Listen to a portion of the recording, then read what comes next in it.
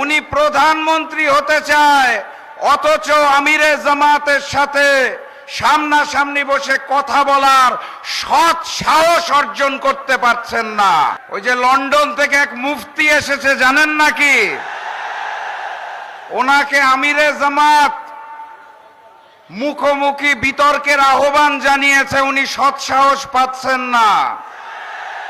গতকালকে দ্বিতীয়বারের মতো আহ্বান জানানো হয়েছে, উনি এখনো উত্তর দেন নাই।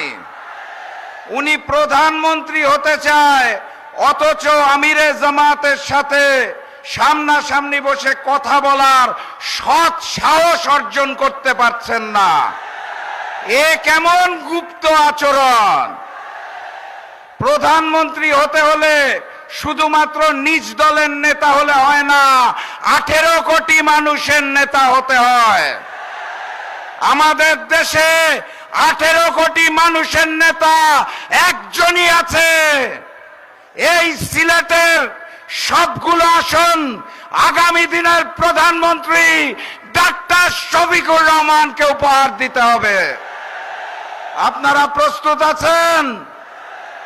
প্রতীকে ভোটের আগে গণভোটে হাকে জয়যুক্ত করতে হবে। বক্তব্য দীর্ঘায়িত করব না, দেখা হবে বিজয়ে।